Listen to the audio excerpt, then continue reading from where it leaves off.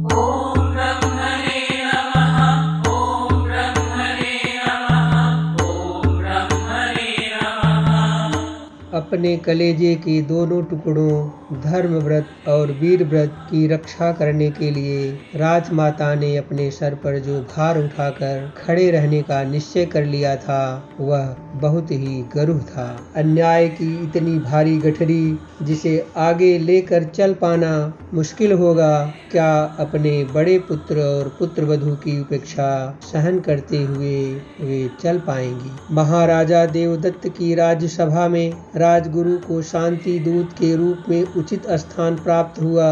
गुरुदेव ने अपने युवराज की गलतियों के लिए खेद प्रकट किया और कहा, वीरव्रत बड़ा ही उद्दंड स्वभाव का है, जो आपसे पहले अपने ही राज्य का अपराधी है। उसने राज्य की विधान नीति का उल्लंघन किया है। राजा की सहमति के बिना कुछ सैनिकों को लेकर बिना आपकी शक्ति का आंकलन किए एक मूर्खता जैसा कार्य किया है। उसका गुरु होने के नाते मैं बहुत शर्मिंदा हूँ। वहीं राजमाता ज्ञाना ने भी आपसे अपना दुख प्रकट किया है और आपकी संधि पत्र के लिए आपकी उत्तम सूझ को बहुत सराहा है। आपके पत्र के सापेक्ष में मैं विवाह का शगुन लेकर उपस्थित हुआ हूँ। यदि राजकुमारी अभिनंदा को युवराज वीरव्रत पसंद है तो हमारे राज्य के लिए यह बड़े गौरव की बात है। यदि आपकी समझ में मैं अपनी जगह ठीक हूँ तो आप राजमाता द्वारा दिए गए दोनों राज्यों के बीच विवाह रूपी इस शगुन संधि को स्वीकार कीजिए। महाराजा देवदत्त ने सम्मान पूर्वक शगुन को स्वीकार किया। गुरुदेव ने कहा, महाराज, राजमाता ने आपसे कुछ विनय भी किया है। जिसे सुनकर राजा देवदत्त ने कहा, कहिए गुरुदेव। गुरुदेव ने कहा, राजा नित्यानंद जो आपके बंदी हैं उन पर कुछ सहूलियत दिखाइए। उनकी किसी भी तरह की प्रताड़ना ना करें। उनके राज्य पर आपका पूरा अधिकार हो चुका है, वो आपके अधिकार में हैं। आगे भी आपको उनसे कोई क्षति नहीं होने वाली है, इसलिए कृपया उन्हें जेल से बाहर कम से कम आम आवास में रखें। आपकी इच्छा के विरुद्ध जाने का दंड उन्हें अपना राज गंवाकर मिल चुका है, जिसमें कुछ भूल चूक हमसे भी हुई है।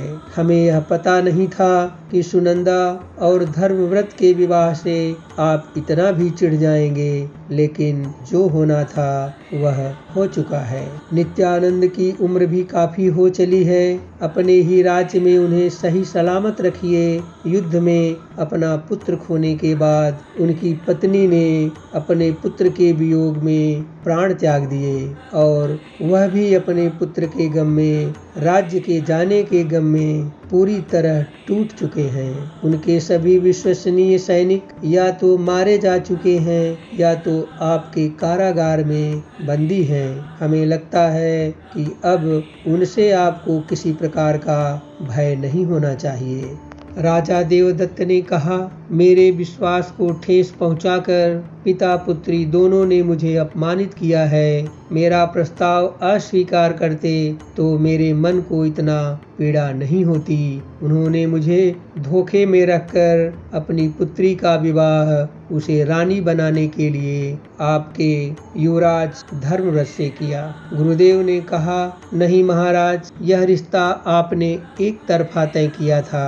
अपने सेनापति से उनकी पुत्री का विवाह प्रस्ताव, उन पर आपका दबाव था। एक राजा अपनी पुत्री को रानी ही बनाना चाहेगा, इसलिए उन्होंने राजमाता ज्ञाना का प्रस्ताव स्वीकार किया। आपका ठीक यही दबाव जो बदले की भावना वाला है अब राजमाता ज्ञाना पर है। आपकी पुत्री के लिए उन्हें अपने बड़े पुत्र को राजपद से बेदखल करना होगा। आगे रानी सुनंदा का पद उसके कद के अनुसार नहीं रहेगा।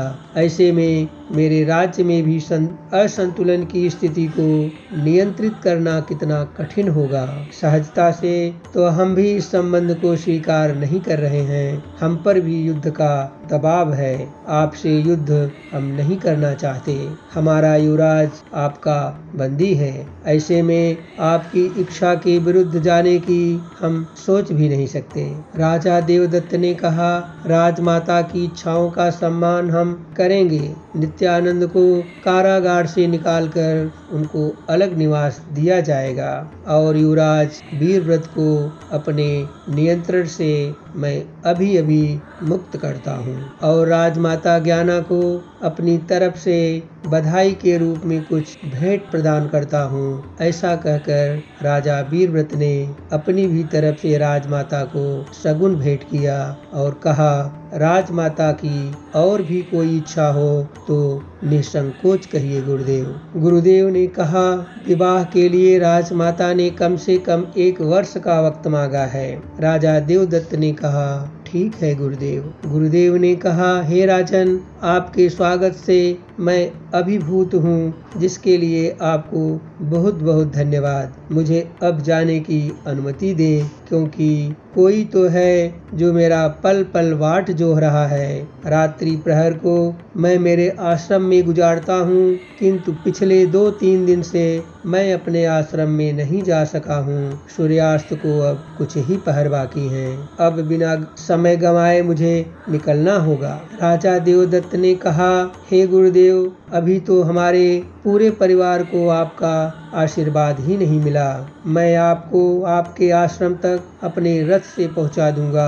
आप उसकी चिंता न करें। आपके सारथी को आप लौट जाने का निर्देश कर दीजिए, किंतु आप कुछ समय के लिए और ठहरें। इस तरह से गुरुदेव को थोड़ी देर और हो जाती है। महारानी और उनकी पुत्री अभिनंदा के प्रणाम आशीर्वाद के बाद गुरुदेव रथ पर बैठकर अपने आश्रम की तरफ भारी मन से चल पड़ते हैं। स्वर्गीय एतमान का पत्र, जिसमें उन्होंने अपने पुत्र धर्मव्रत को उनको सुपुर्द किया था, उसी के सर से राज मुकुट जो उतरवाना था, बार बार गुरुदेव को याद आ रहा था और गुरुदेव बहुत दुखी थे।